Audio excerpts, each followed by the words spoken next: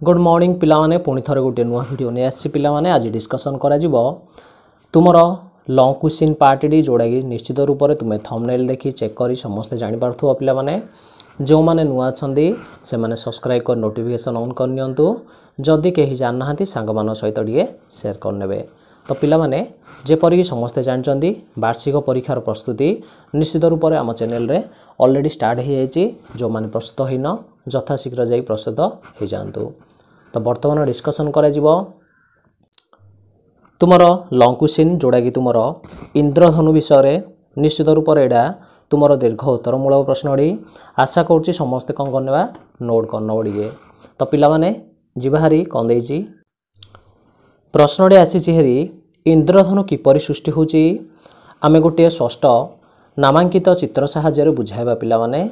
तो समस्ते कौन करने टे भल भाव लिखि नब जोड़ा कि तुमर दीर्घ उत्तरमूलक प्रश्नटी लॉन्ग क्वेश्चन पार्ट डी देखि वर्षा दिने आकाश रे सूर्य जो दिगरे थाए तार विपरीत दिगरे इंद्रधनु सृष्टि होची। तो पिला माने समस्ते टिके लक्ष्य रखिथिबो मध्य वर्षा दिन रे तमे देखिथिबो आकाश रे सूर्यंकर विपरीत दिगरे इंद्रधनु सृष्टि होची। तो किपरि होची देखिया वर्णना करिया आज।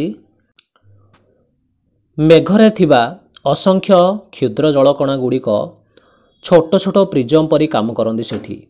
तो पिला माने प्रिजम जदि जानिन निश्चित रूप से टिके प्रिजम विषय धारणा समस्ते टिके पाइगले भल हुअंता। प्रिजम होची गोटे वस्तुटा जोड़ा कि निर्दिष्ट कौन होची ना तार जो कोण गुड़िक अच्छी अंतस्थ कोण गुड़िक सेठी आमर आलोक कौन होची प्रतिफलित होइकी सेठी आमर कौन होची विभिन्न प्रकार रंग दृश्यमान होची। तो पिला माने एठी मेघरे जो जलकणा अच्छी से जलकणा गुड़िक आमर प्रिजम भली काम करिवो।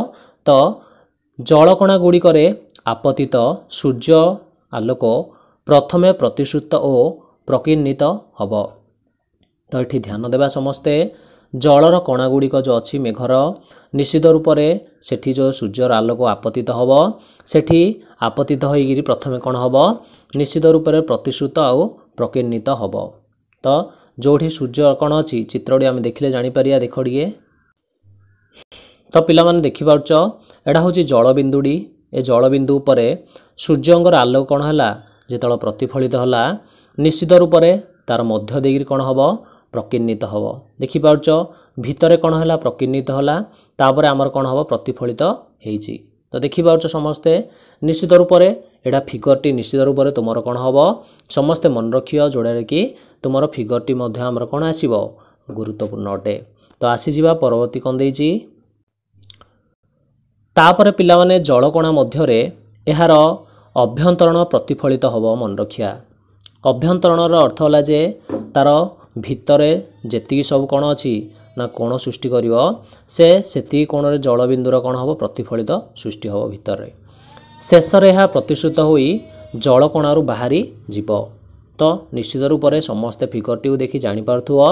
तो जेपरि आमे चित्रडार देखिले प्रथमे सूर्य आलोक पड़िवो तापरे जलबिंदु उपर पड़ला परे मध्यर जेतिक कौन अच्छी कोण अच्छी से भितर देगिरी प्रतिफलित होइगिरी कौन हम प्रकीर्णित हम प्रकीर्णित होला परे प्रतिफलित शेष होची बोली आमे फिगरटी देखिले।